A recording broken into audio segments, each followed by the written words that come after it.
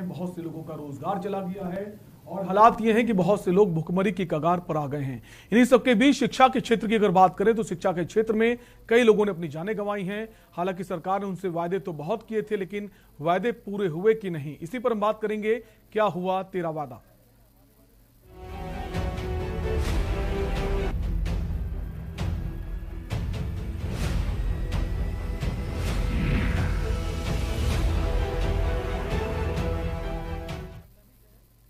Corona काल में जहां एक तरफ देश में लाखों लोगों ने अपनी जानें गंवाई हैं, वहीं देश में आर्थिक संकट भी काफी गहरा गया है। देश की जीडीपी तो डूबते जहाज की तरह हो गई है। इस कोरोना काल में क्या आम और क्या खास, इस महामारी ने सबकी कमर तोड़ कर रख दी है। चाहे वो छोटे दुकानदार हों या व्यापारी हों या बड़े उद्योगपति, इस महामारी ने बहुत लोगों की नौकरियां छीन ली हैं। प्राइवेट कंपनी में काम करने वाले लाखों लोगों की नौकरियां चली गई। घर पर लोग बैठे हुए हैं जिनको पूछने वाला कोई नहीं है। महामारी के ठीक होने के बाद वो फिर से किसी कंपनी का दरवाजा खटखटाएंगे। वहीं छोटे दुकानदार, टेम्पो रिक्शा चलाने वाले, रेहड़ी पटरी वाले, ये वो वर्ग है हमारे देश का जिसके सामने रोजी रोटी का संकट गहरा गया है। क्या ये सब लोग भुखमरी की कगार पर आ गए हैं? वहीं संविदा पर नौकरी करने वालों का भी हाल बहुत बुरा है। जहां एक तरफ सरकारें शिक्षा व चिकित्सा को लेकर बड़े बड़े बजट जारी करती हैं, बड़े बड़े दावे करती हैं, लेकिन जमीनी हकीकत की बात करें तो सबसे ज्यादा परेशानी इसी वर्ग को है। कोरोना काल में शिक्षा के क्षेत्र में काम करने वाले टीचर्स, अनुदेशक और शिक्षा मित्रों ने अपनी जानें गंवाई हैं। वहीं सरकार शिक्षकों की मौतों के आंकड़े कुछ और बता रही है और जिन्होंने अपनी जान गंवाई है वो आंकड़े कुछ और हैं। इसके अलावा सरकार शिक्षा मित्रों और अनुदेशक को लेकर सीधे तौर पर चुप्पी साधे हुए है, जिसको लेकर उत्तर प्रदेश के शिक्षा मित्र भाजपा सरकार को वायदा याद दिलाने के लिए 31 मई को वायदा याद दिलाओ प्रदर्शन करेंगे। शिक्षा मित्र ये प्रदर्शन लॉकडाउन के नियमों का पालन करते हुए अपने घरों से करेंगे। उत्तर प्रदेश प्राथमिक शिक्षा मित्र संघ के प्रदेश उपाध्यक्ष त्रिभुवन सिंह ने ये जानकारी दी है। उन्होंने बताया है कि उत्तर प्रदेश में 1.5 लाख से अधिक शिक्षा मित्र हैं। भारतीय जनता पार्टी ने अपने घोषणा पत्र में शिक्षा मित्रों की समस्याओं को 3 महीने में हल करने का वायदा किया था, लेकिन सरकार बनने के बाद 4.5 साल गुजर जाने के बाद भी हमारी समस्याएं जस की तस बनी हुई हैं।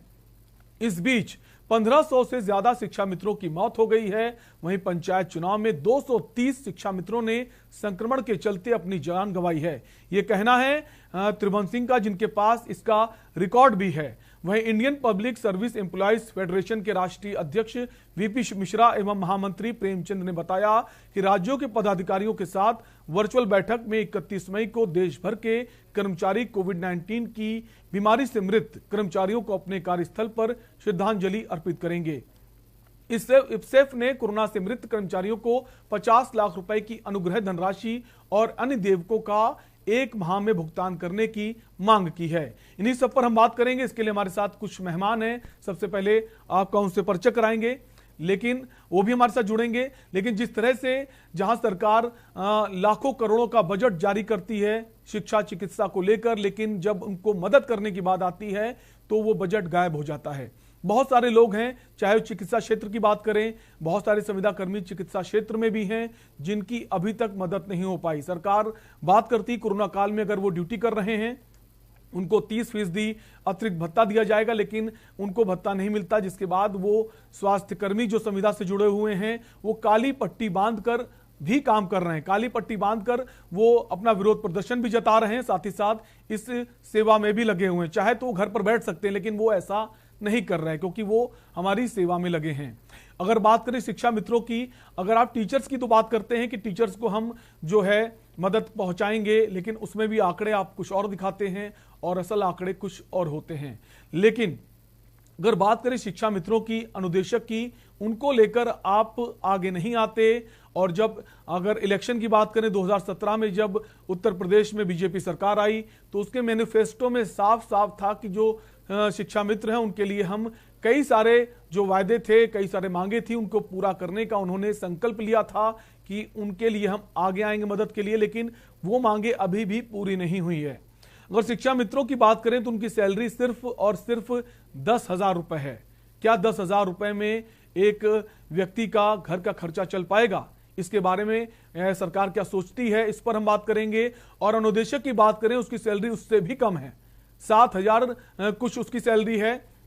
सैलरी के अलावा अगर बात करें, इन्होंने कोरोना काल में अपनी जानें गंवाई हैं। अगर 2017 से अब तक की बात करें तो 1500 से ज्यादा लोगों की मौत हो चुकी है। वहीं कोरोना ड्यूटी की अगर बात करें तो उसमें 230 शिक्षा मित्रों की जान गई है। जो त्रिभुवन सिंह है उनके पास बाकायदा इसका रिकॉर्ड भी है, लेकिन सरकार मानती नहीं है। सरकार उनकी जो रिकॉर्ड है, उनकी जो बातें हैं, उनकी जो मांगे, इसको लेकर कल वायदा याद दिलाओ के तहत शिक्षा मित्र जो हैं वो कार्यक्रम करेंगे। इसके साथ ही जो Indian public service employees federation है वो भी कल एक श्रद्धांजलि देगी, जो कोरोना काल में जिन्होंने अपनी जानें गंवाई हैं ड्यूटी करते वक्त। उनकी भी कई मांगे हैं। उनका कहना है कि 50 लाख की मदद हर पीड़ित परिवार, जो मृत परिवार है उसके परिजनों को सरकार की तरफ से मदद की जाए। लेकिन सरकार क्या उस पर हामी भरेगी? क्या सरकार इन सब मांगों को मानेगी? ये एक बड़ा प्रश्न बना हुआ है, अभी से नहीं, काफी समय से। क्या सरकार को इसके लिए आगे आना चाहिए? हालांकि सरकार वायदे और दावे तो बहुत करती है, लेकिन असल हकीकत कुछ और ही है। इसके अलावा भी बहुत सारे लोगों की जाने गई हैं कोरोना काल में। बहुत सारे ऐसे लोग हैं जो प्राइवेट नौकरी करते हैं, उनकी नौकरियां चली गई हैं। क्या वो वापस नौकरी उनको मिल पाएगी? क्योंकि सवाल यह है कि जब महामारी तो खत्म होगी, उसके बाद जो इंफ्रास्ट्रक्चर है वो पूरा खत्म हो चुका है, बहुत सारी कंपनीज बंद हो चुकी हैं। क्या अब नई कंपनीज आगे आएंगी? क्या उनको रोजगार मिल पाएगा? बहुत सारे ऐसे भी लोग हैं जो रिक्शा, टेम्पो चलाकर अपना जीवन व्यापन करते हैं। तो कोरोना काल में जहां लॉकडाउन लगा हुआ है, रिक्शा चलाने वाले, टेम्पो चलाने वाले वो नजर नहीं आ रहे हैं। क्या उसकी सुध सरकार लेगी? हालांकि सरकार कहती है कि हम मदद के लिए आगे आते हैं, हम 1000 रुपए की मदद करते हैं। क्या 1000 रुपए में लोगों का खर्च चल पाएगा? जो सरकार कहती है हम 1000 रुपए की मदद करेंगे, 5000 रुपए की मदद करेंगे, क्या 5000 इनसे क्या उनकी घर की रोटी रोजी का भी जो रोटियां हैं, खाने का जो है इंतजाम हो पाएगा? नहीं हो पाएगा। इसी को लेकर हम बात करेंगे। जहां सरकार बात करती है कोरोना, जब अपना बजट जारी करती है शिक्षा और चिकित्सा क्षेत्र को लेकर, क्योंकि हर देश के लिए ये दो क्षेत्र बहुत महत्वपूर्ण होते हैं। कि सभी देशों में देखा गया है शिक्षा और चिकित्सा को लेकर सबसे ज्यादा बजट जारी होता है। हमारे देश में भी ऐसा है, लाखों करोड़ों का बजट जारी होता है, लेकिन जो वो बजट है क्या उसका सही उपयोग हो पाता है? ये भी एक सवाल है, क्योंकि बजट कहां खर्च हुआ, कैसे खर्च हुआ, किसको क्या मिला, इसका ब्यौरा सरकारें अपने पास रखती हैं। और जो ये सही मायने में जो मदद पहुंच पाती है लोगों में, वो नहीं पहुंच पाती। वहीं अगर शिक्षा मित्रों की बात करें, क्या उनमें योग्यता की कमी है जो उनको पैसे इतने कम दिए जा रहे हैं? क्यों सरकार उनके लिए आगे नहीं आती? क्या वो अपने जो उनकी जो ड्यूटी है उसको ठीक से नहीं निभा पा रहे हैं?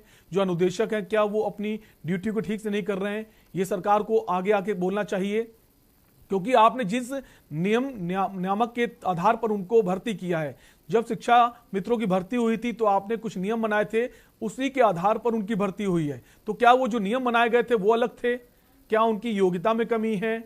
जो उनकी जो मांगे उनको नहीं पूरा किया जा रहा? क्या फिर सरकार को, अब जब सरकार बनाने आती है, जब चुनाव होते हैं तब आप मैनिफेस्टो में बड़ी बड़ी बातें करते हैं, उसके बाद जब सत्ता में आ जाते हैं तो उनको बिल्कुल भूल जाते हैं। तो तमाम सारी ऐसी बातें हैं जिनको लेकर हम आज चर्चा करेंगे कि आखिर जो शिक्षा मित्र हैं, अनुदेशक हैं, उनकी मदद कैसे हो पाएगी, क्योंकि शिक्षा का क्षेत्र बहुत महत्वपूर्ण है। हमारे देश में अगर बहुत सारे ऐसे ग्रामीण इलाके हैं जहां अशिक्षितता बहुत ज्यादा है, अनएजुकेशन लोग जो है बहुत ज्यादा अनएजुकेटेड लोग हैं, शिक्षा का जो स्तर है शिक्षित लोगों का वो बहुत कम है। तो उसके लिए शिक्षा के क्षेत्र में ज्यादा से ज्यादा काम करने की जरूरत है, ज्यादा से ज्यादा भागीदारी हो लोगों की, उसकी जरूरत है, लेकिन ऐसा हो नहीं पा रहा। और जो लोग जुड़े हुए हैं उनकी ही मदद नहीं हो पा रही। तो कई सारे सवाल हैं कि आप शिक्षा के क्षेत्र में बड़ी बड़ी बातें करते हैं, हम हमारे जो सरकारी स्कूल हैं उसमें बहुत सारे परिवर्तन लाते हैं, उसमें नई नई चीजें लाते हैं, लेकिन जो आपके साथ जुड़ा हुआ है, जो उसके लिए दिन रात एक दिन किए हुए है, जो शिक्षा के प्रसार में लगा हुआ है, जो लेकिन उसकी सुध नहीं लेते, क्या शिक्षा मित्रों की मांगे सरकार मानेगी? इस पर हम बात करेंगे। वहीं जो Indian public service employees federation है, उनकी मांग ये है कि जो सरकारी कर्मचारी हैं और जो प्रदेश के जो राज्य स्तर के जो कर्मचारी हैं उनकी मांगे क्यों नहीं मानी जा रही। वो लगातार मंच पर आते हैं, उनकी मांगे हैं कि जो कोरोना काल में जिनकी मृत्यु हुई है उनको 50 लाख रुपए की मदद करे सरकार। लेकिन सरकार का जो रवैया है वो ये है कि सरकार उन सवालों का जवाब देने से कतराती है, पीछे भागती है। लेकिन जब चुनाव होते हैं तो वो वायदा करती है इन संगठनों से कि जब हम आएंगे तो आपकी उन मांगों को पूरा करेंगे, आपकी मदद करेंगे। लेकिन जब सरकार पर आते हैं तो सरकारी सिस्टम जो है, जो सरकारी कंपनीज हैं, उनको ही आप प्राइवेटाइजेशन में लग जाते हैं, उनका प्राइवेटकरण होने लगा है। तो ऐसे में जो बहुत सारे लोग जो हैं अब उनके पास रोजगार भी नहीं है, तो क्या उनकी मदद कैसे हो पाएगी? जिन्होंने अपनी जान गंवाई है उनको क्या वो मुआवजा राशि मिल पाएगी? हालांकि आज प्रधानमंत्री जी ने ये भी बोला है कि जिन लोगों ने अपनी जान गंवाई है, उनके जो बच्चे हैं, उनकी पढ़ाई लिखाई का जिम्मा सरकार लेगी। 18 साल के बाद जो है उनको मासिक वजीफा भी देगी और 23 साल की उम्र में उनको 10 लाख रुपए का पीएम केयर फंड के तहत उनको दिए जाएंगे। लेकिन जो कैटेगरीज हैं वो थोड़ी अलग हैं। अब 18 साल का इंतजार, अगर कोई 12 साल का है, 13 साल का है, तो 4-5 साल का जो गैप है उस बीच वो अपने खर्चे कैसे उठाएगा?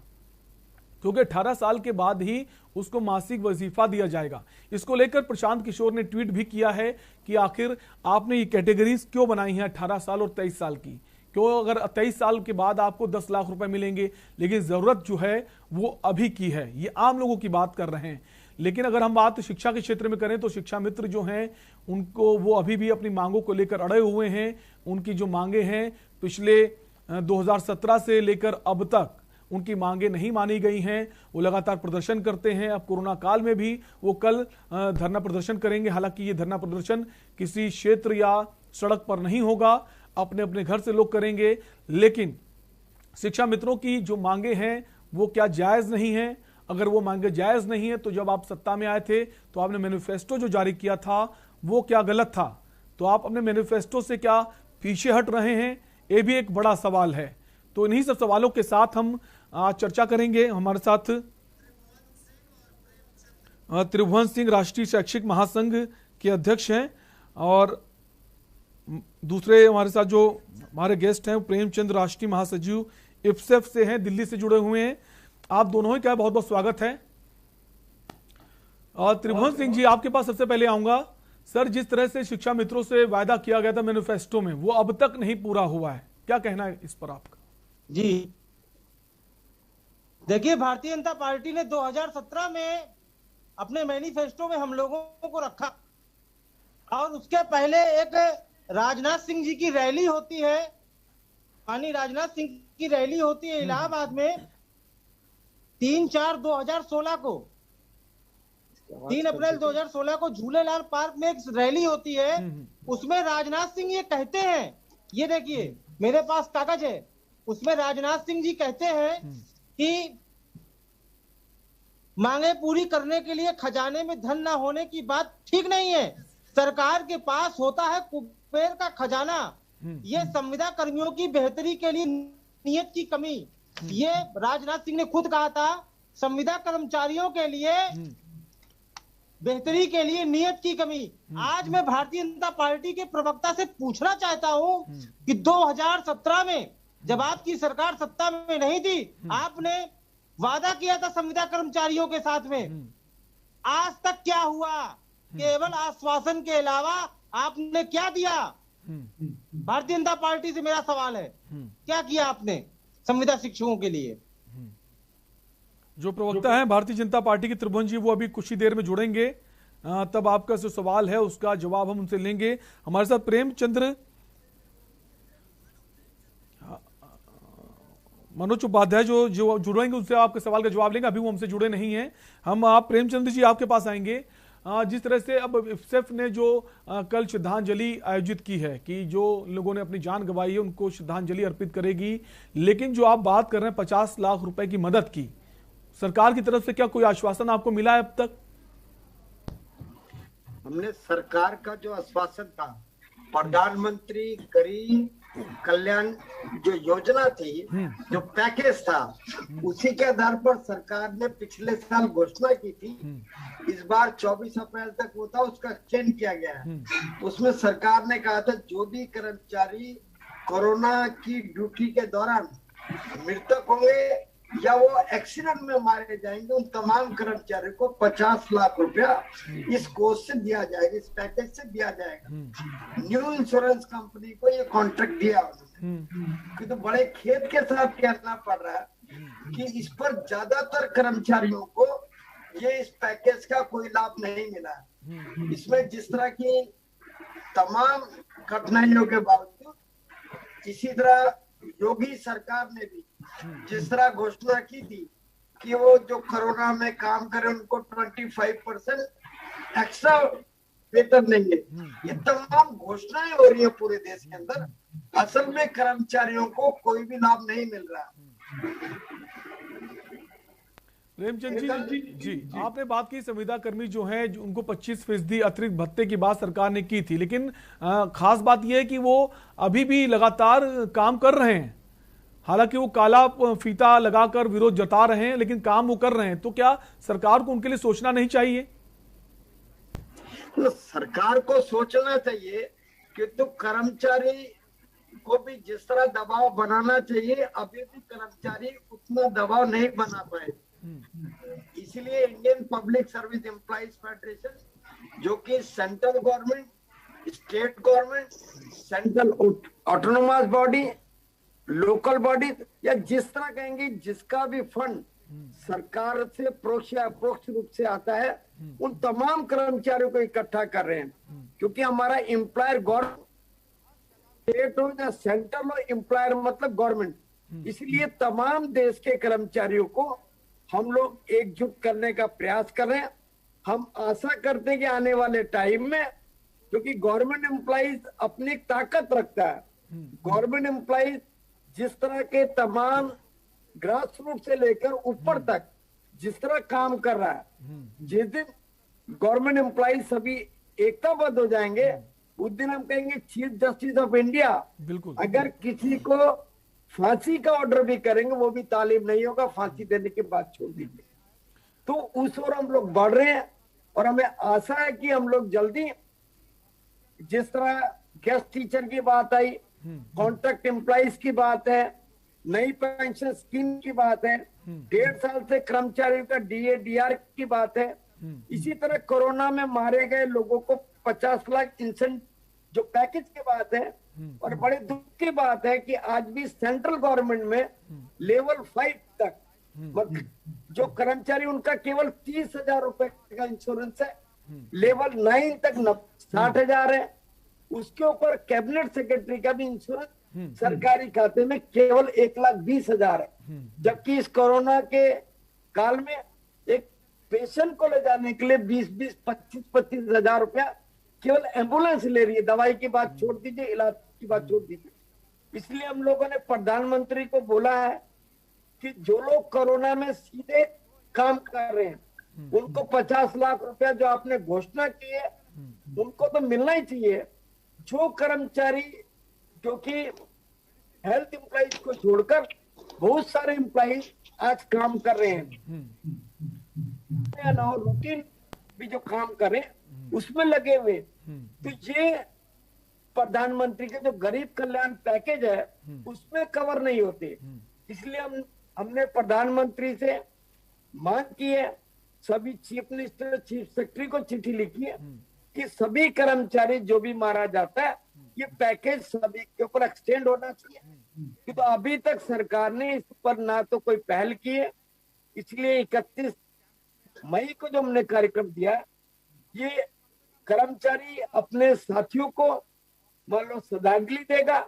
इसके साथ एक संकेत भी देना चाहते हैं कि अगर सरकार हमारी जायज मांगों पर नजरअंदाज करेगी तो आने वाले टाइम में पूरे देश का एम्प्लॉय जो मुख्य मांग, जैसा अरविंद जी ने बताया, एक बड़ा सवाल ये भी है कि जो पदाधिकारी हैं आपके फेडरेशन के, जो पदाधिकारी, उनमें तो एकजुटता नजर आती है, वो तो आगे आते हैं और सरकार से सवाल करते हैं, एकजुटता दिखाते हैं, लेकिन जो कर्मचारी हैं उनमें एकजुटता की कमी है? क्या उनको सरकार का डर रहता है कि अगर ज्यादा हम धरना प्रदर्शन करेंगे, आवाज बुलंद करेंगे तो हमारे खिलाफ कार्रवाई हो सकती है?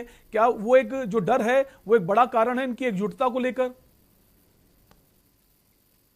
देखिए, खेत की बात है कि आज भाजपा में भी केवल 2 आदमियों को छोड़कर और कोई भी मंत्री बोल नहीं रहा है। इवन राजनाथ सिंह जी भी आज जो कोई भी बात बोल नहीं पा रहे हैं। केवल प्रधानमंत्री जी और गृह मंत्री जी को छोड़कर कोई भी सरकार में कुछ बोल नहीं रहा है। इस स्थिति में कर्मचारी अपनी आवाज को बुलंद कर रहा है, ये अपने आप में बात है। और कहीं ना कहीं कर्मचारी जो है उसमें डर तो काम करता ही है। इसलिए हमने तमाम नेताओं को ये एक तरह से रिहर्सल करवाते हुए, तमाम छोटे छोटे प्रोग्राम की रिहर्सल करवाते हुए, और हमने कर्मचारी को बोल दिया कि अगर कुछ साथियों को जेल जाना पड़ेगा या जो भी, बिल्कुल आपको आगे आना होगा। ठीक है, हम वापस आएंगे त्रिभुवन जी आपके पास। त्रिभुवन जी, क्या कहीं ना कहीं एक शिक्षा मित्रों को लेकर जो सरकार वायदे तो करती है तमाम, लेकिन उसको पूरे नहीं करती, तो कहीं ना कहीं जो शिक्षा मित्र उनमें कोई योग्यता की कमी है या फिर उनके लिए कोई नए नियम फिर से लागू करने चाहिए ताकि उनको प्रमाणित करें, उनकी जो कमियां हैं उनको सरकार पूरा करे? देखिए, के न्यूज के माध्यम से मैं ये बताना चाहता हूं कि ना तो शिक्षा मित्रों में कोई कमी है, क्योंकि वो पिछले 20 सालों से पढ़ा रहे हैं और आज भी पढ़ा रहे हैं। जब वो आज पढ़ा रहे तो कमी किस बात की? अगर कमी होती तो सरकार हटा के बाहर कर देती। कमी कहीं नहीं है, कमी केवल इच्छा शक्ति में है राज्य सरकार की, और राज्य सरकार केवल और केवल राजनीति कर रही है आज भी। बिल्कुल, मैं आपके चैनल के माध्यम से ये स्पष्ट रूप से बता देना चाहता हूं कि उत्तर प्रदेश के शिक्षा मित्रों में किसी प्रकार की योग्यता की कोई कमी नहीं है। ठीक है, ये पिछले जब शुरू में जब ये समय का अभाव है, त्रिभुवन जी समय का हमारे पास अभाव है। आपका बहुत बहुत शुक्रिया, आप हमसे जुड़े। और प्रेमचंद्र जी आपका भी बहुत बहुत शुक्रिया। और चलते चलते आपको एक खबर और बताते हैं। कोरोना वायरस की वजह से लगे लॉकडाउन ने आम से लेकर खास तक बहुत से लोगों को बेरोजगार कर दिया है। टीवी और फिल्मी सितारे भी अपनी बेरोजगारी की दर्द बयां कर चुके हैं। अब छोटे पर्दे के चर्चित कॉमेडी सीरियल भाभी जी घर पर हैं से घर घर में मशहूर हुई टीवी अभिनेत्री शिल्पा शिंदे को एक्टिंग छोड़ कंस्ट्रक्शन साइट पर काम करते हुए देखा गया है। शिल्पा शिंदे ने भाभी जी घर पर हैं टीवी सीरियल में अंगूरी भाभी का किरदार निभाया था, जिसके दर्शकों ने खूब पसंद किया और उन्हें इस किरदार से अलग पहचान भी मिली। शिल्पा शिंदे ने सोशल मीडिया पर अपना एक वीडियो साझा किया। इस वीडियो में वे ड्रिलिंग मशीन से पत्थर और दीवार तोड़ती हुई नजर आ रही हैं, जो सोशल मीडिया पर जमकर वायरल हो रहा है। कंस्ट्रक्शन साइट पर पत्थर तोड़ते हुए शिल्पा शिंदे ने खुद अपना वीडियो आधिकारिक इंस्टाग्राम अकाउंट पर साझा किया है। इस वीडियो में वो एक कंस्ट्रक्शन साइट पर ड्रिलिंग मशीन चलाती हुई नजर आ रही हैं। साथ ही उन्होंने सिर पर कैप लगाए और कुर्ता पहने हुए हैं। अपने इस वीडियो को साझा करते हुए शिल्पा शिंदे ने खास पोस्ट भी लिखा है, जिसकी काफी चर्चा हो रही है। काम नहीं है, वो लोग अपनी फील्ड चेंज कर सकते हैं, वक्त के साथ सब ठीक हो जाएगा, बस पॉजिटिव रहिए।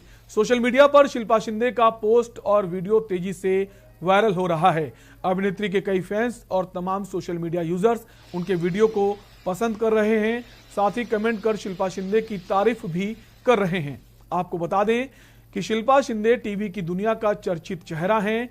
वे कभी आए ना जुदाई, मिस इंडिया, मेहर कहानी, हक और हकीकत की संजीवनी, रब्बा इश्क ना होए, हरी मिर्ची लाल मिर्ची, बेटियां, अपना या पराया धन और वारिस सहित कई टीवी सीरियल्स में काम कर चुकी हैं। इसके अलावा वे फिल्म पटेल की पंजाबी शादी में एक आइटम सॉन्ग भी कर सुर्खियां बटोर चुकी हैं। साथ ही साथ बिग बॉस के जो लास्ट सीजन के पहले जो सीजन था उसमें इन्होंने पार्टिसिपेट किया था और काफी नाम कमाया था। तो लॉकडाउन में क्या आम क्या खास आप तस्वीरें देख सकते हैं। जो टीवी आर्टिस्ट हैं, इतना नाम उन्होंने कमाया और इस वक्त जो उन्होंने वीडियो साझा किया काफी कुछ बयां करता है।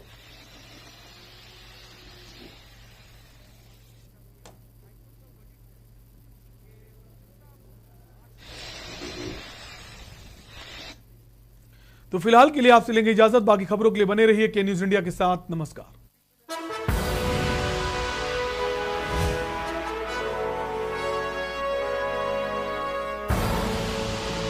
देख रहे हैं के न्यूज, खबरों का सारथी। जुबान के लिए उड़ चला गैरों की जमीन पर, खुशबू अपने पन की ढूंढता।